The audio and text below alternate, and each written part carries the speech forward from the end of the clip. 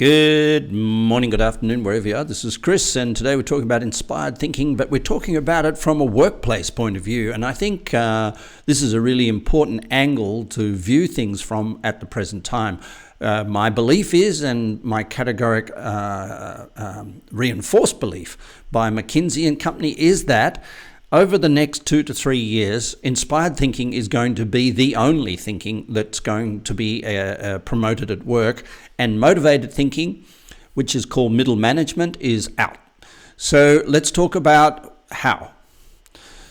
So thoughts travel through walls that no words can penetrate. So in the olden days, when we talked about leadership and we talked about who's going to be in the C-suite and who's going to be in the operating positions, there are a lot of structural and technical reasons why someone would get promoted. They were good at their job, for example. You hear that a lot.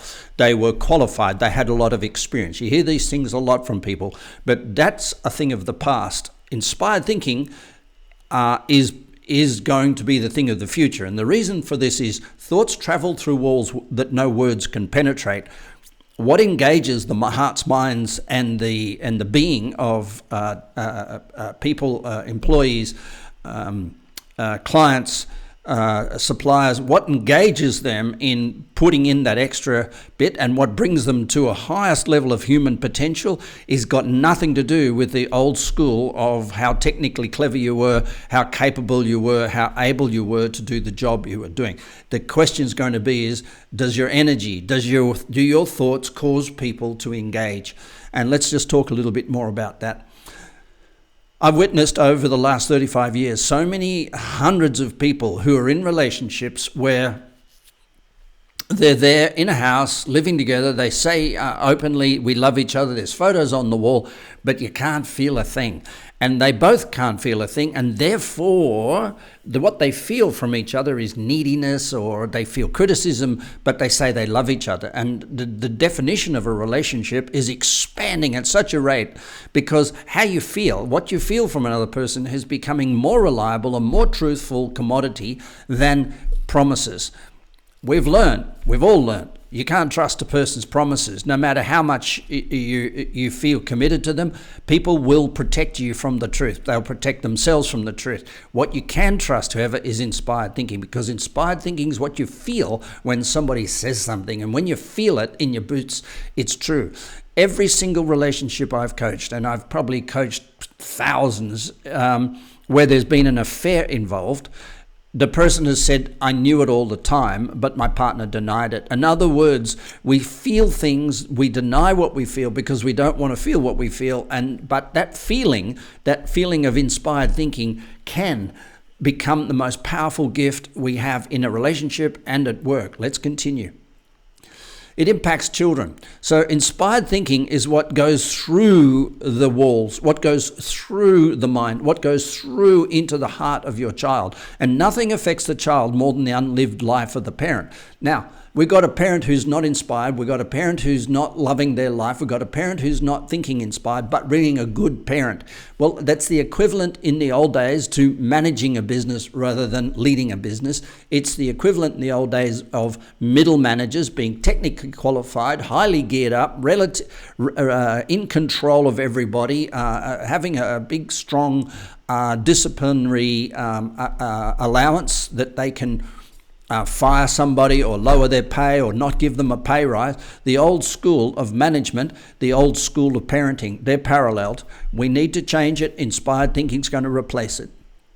So let's talk about business for a minute. Most employee motivation programs fail because of corporate self-interest. Let's chat about that later. Lasting change, I believe, in a culture can only be achieved when employees are personally inspired. And magic happens when a personal inspiration aligns with a company vision. Let's go through it. 1, most employee motivation programs fail due to corporate self-interest. Wow. So how many thousand conferences or how many hundred conferences have you attended? How many keynotes, how many lectures, how many training programs have you attended that talked about your personal inspiration in the language of the 7 areas of life, including your domestic? How many talked about being balanced in your mind, changing the way you think? How many of those things confronted the belief systems you brought to work? None. The reason is self-interest in corporate wants to avoid the soft stuff, the hard yards, and just fluff around with goal setting, motivational techniques and tricks and games to play on people to engage them, but it doesn't sustain itself. So, number one, we need to separate personal inspiration from corporate training. 2, lasting change will only be achieved when employees are personally inspired. How do you personally inspire employees?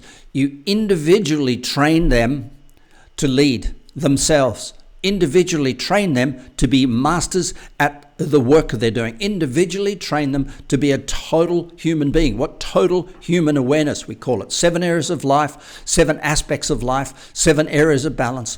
To be a total human being. And that total human being is what's going to come to work and be more creative, more inspired, more visionary, more adaptive to change, more compassionate, more kind. That individual will lift the bar at the workplace. But you can only do it when the individual is given the tools and the equipment and the realization that blaming others, being a victim, not stepping up to the plate, and what they do in private doesn't matter. What they do, what we think, goes through walls that no words can penetrate. So when we're resentful, when we're disappointed, when we're critical of ourselves or others, other people know it. So getting control of the mind, is one topic. Getting control, mental strength is another topic, but personally inspired, that takes it to a new level. So, magic happens when personal inspiration aligns with the company vision. It's all very well and good to have people walking around inspired. Whoopee, they're enthusiastic, they're doing their work. But if the work they're doing is measured on a metric of their own barometer, then it could be in 90 degrees in tangent to the vision and mission of the greater good. So company visions need to be holistic and balanced. We'll talk about that later. So let's say, when you do inspired thinking, when you become inspired, let's look at what you get. Self-leadership, libido goes up, connection of the higher brain areas of your mind. Therefore, you demonstrate more enthusiasm, but more importantly, more genius. You utilize the environment for lifestyle, and therefore your brand. You recognize the importance of a blink. Friendships will grow because you will recognize like-minded people who are not bent by media. Your self-awareness for success, because you go in the direction of your dominant thought. Inspired thinking will lead you in the direction of your dominant thought, which is inspiration, which is what inspires you, which is what you want to be good at. Alignment of your personal values with your career, how important is that? Self-management for more time in high-priority tasks. People, if you spend time in low-priority tasks, you will attract calamity, disasters, and humbling circumstances, as we have right now. Work and life arousal levels will go up.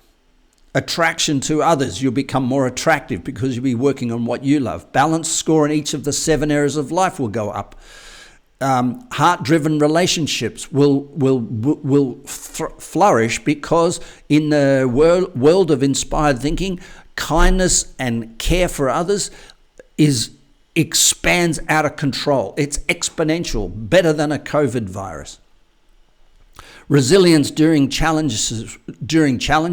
This is my number one. It's in the middle of this chart. I think that inspired thinking is the ultimate in resilience. Mental strength, automatic. Relationship, less critical, less interested in being criticized. Wow. Inspired thinking, you have more time for the people that you love, and you start turning up more when you're with them. That's really critical. It gives you a spiritual connection to the Creator and creation.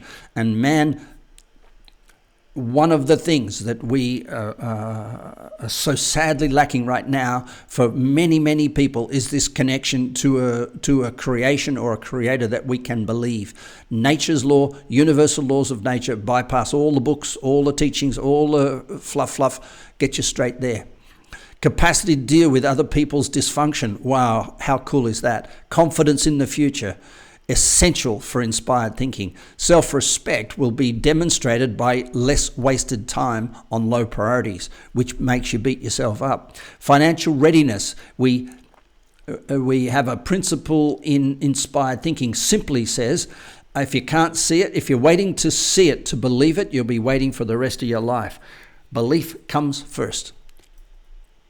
Longevity. I believe that in inspired thinking there are the ingredients of what causes the cells and the structure of the human body to operate at their optimum and therefore reduce aging. The value proposition demonstrated in promotion. You know, people say to me, I want to get promoted. Who do I lick up to? Who do I perform? How do I become a partner in a business? How do I do this? Forget it all. The value proposition can't come from what other people evaluate you. You need to feel inspired by being you. Inspired thinking turns the torch around and turns it straight back on the source of the value proposition. Compassion and kindness go up. Entrepreneurial spirit goes up. A sense of purpose is essential for inspired thinking. The ability to handle responsibility, financial strength, quality of life goes up, and you will want to leave a footprint in the sand, because what you'll learn in the process of inspired thinking is absolutely unbelievably amazing compared to what everybody else is wallowing in the mud of mediocrity, delivering work, delivering it on time, doing a good job, getting approval, 360-degree feedback will all go in the rubbish tin. I promise you. What will turn up is what's the vibe, what's the energy, what's the inspiration, what's the feeling we get from working with you. If it's not inspired, you'll be told. So we want, as a result of inspired thinking, there's a whole lot of things we will reduce. And reducing these things is so critical. Let's have a look. Less stress. Less chance of Parkinson's, Alzheimer's, and dementias. I promise you this. Uncertainty. Less domestic turmoil. Less body fat. Less feeling down and unmotivated. Less chance of a heart attack. Less feeling overwhelmed, less wasting time, less wasting on time on low priorities and other people's low priorities, less exhaustion, less emotional turmoil, less being passed over for promotion, less mental illness, less being improved with using techniques to try and overcome doubt, because inspired thinking, eliminates doubt. Eliminates it. I'm not talking about reduces it. I'm talking about eliminate doubt. Confusions and uncertainty are a thing of the past. Being stressed, we have less stress, less judgment, less repeating old patterns, less guesswork, less feelings of anxiety and hopelessness, less short-term decision making, so important, less follower, more leader, less small picture thinking, less mistakes, less feeling frustrated, less distraction by judgment, less confusion by change, less stress at home, and less quarrels at home. So, the three things that we will do to incorporate inspired thinking in corporations, and it's going to happen whether you're on the bandwagon or not. Inspired thinking is going to take place of motivation. You either jump on the wagon and enjoy the ride, or you sit back and wait for it to steamroll over the top of you. Either way, inspired thinking. Number one, it starts with the individual. Each individual. It will not be a collective. It will not be an aspiration to cause everybody in a group to have a common value set. It will not be an aspiration for everybody in a group to think the same, be the same, act the same. And so the first thing to go out the window will be 360-degree feedback reviews. Second thing will go out the window is HR and its determination to make everybody the same beige color. And third but not least will be a responsibility on every individual to know what it is to be inspired, to have the tools in their toolbox. So inspiration or inspired thinking is a habit. That habit comes from having a toolkit. That toolkit is never ending growing, because the things that we go through will improve our inspiration if we have the tools to do them. So the toolkit becomes a personal asset, and it will be, I did an MBA, and Not once were we given a single tool to manage thought. We were taught how to think and what to think. But the thing about inspired thinking is it's all based on, it's not what you think, it's how you think that matters. Step 2, balance the corporate vision.